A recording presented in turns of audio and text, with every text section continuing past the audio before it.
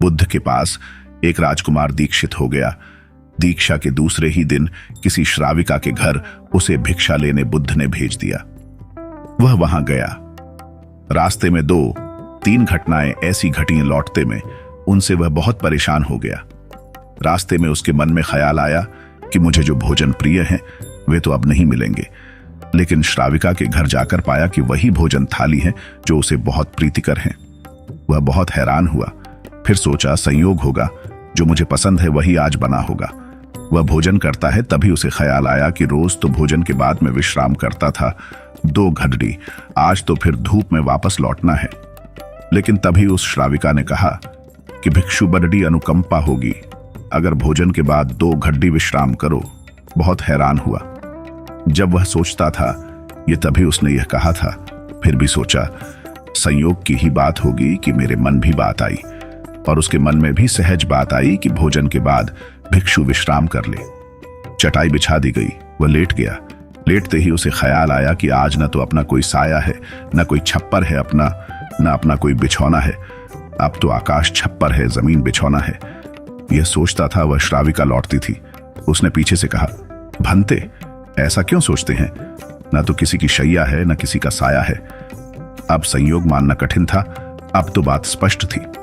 वह उठकर बैठ गया और उसने कहा कि मैं बड़ी हैरानी में हूं। क्या मेरे विचार तुम तक पहुंच जाते हैं? क्या मेरा अंतकरण तुम पिया रेच लेती हो? उस श्राविका ने कहा, निश्चित ही। पहले तो सबसे पहले स्वयं के विचारों का निरीक्षण शुरू किया था। अब तो हालत उल्टी हो गई। स्वयं के विचार तो निरीक्षण करते करते क्षीण हो गए और विलीन हो गए। मन हो गया निर्विचार। अब तो जो निकट होता है उसके विचार भी निरीक्षण में आ जाते हैं। वह भिक्षु घबराकर खड़ा हो गया और उसने कहा कि मुझे आज्ञा दें, मैं जाऊं। उसके हाथ पैर कंपने लगे। उस श्राविका ने कहा, इतने घबराते क्यों हैं? इसमें घबराने की क्या बात है? लेकिन भिक्षु फिर रुका नहीं। वह वापस लौटा।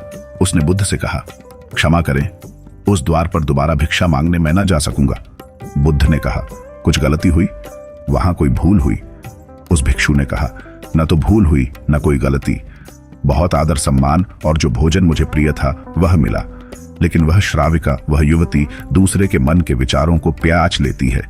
यह तो बड़ी खतरनाक बात है, क्योंकि उस सुंदर युवती को देखकर मेरे मन में तो काम वासना भी उठी, विकार भी उठा था। वह भी पियाराच लिया गया होगा।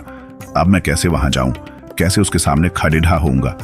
मैं नहीं जा सकूंगा, मुझे क्षमा करें। बुद्ध ने कहा, वहीं जाना पड़ी ढेगा। अगर ऐसी क्षमा मांगनी थी तो भिक्षु नहीं होना था, जानकर वहां भेजा है।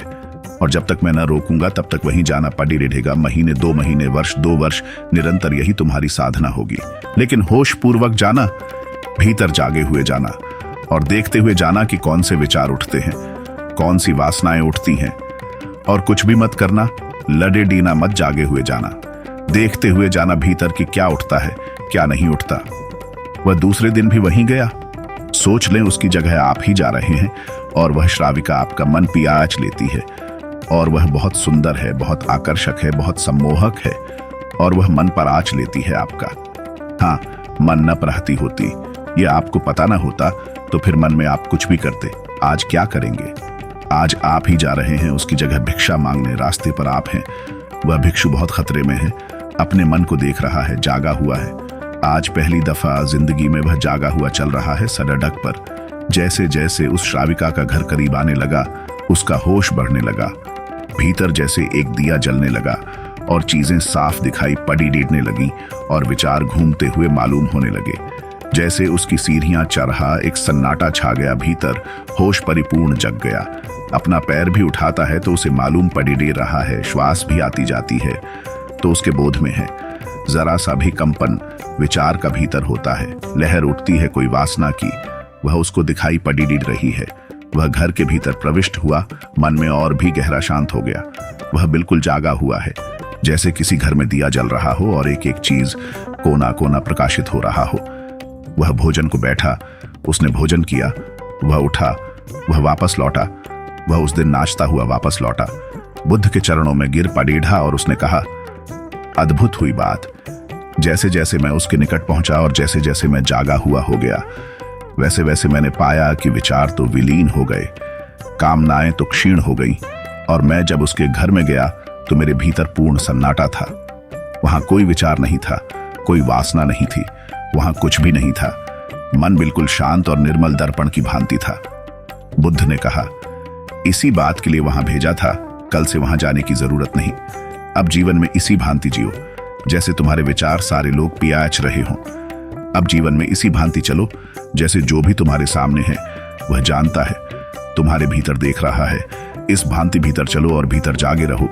जैसे जैसे जागरण बढ़ेगा वैसे वैसे विचार वासनाएं क्षीण होती चली जाएंगी। जिस दिन जागरण पूर्ण होगा उस दिन तुम्हारे जीवन में कोई कालिमा, कोई कलुष रह जाने वाला नहीं है। उस दिन एक आत्म क्रांति हो जाती है। इस स्थिति के जागने को, इस चैतन्य के जागने को मैं कह रहा हूं विवेक का जागरण।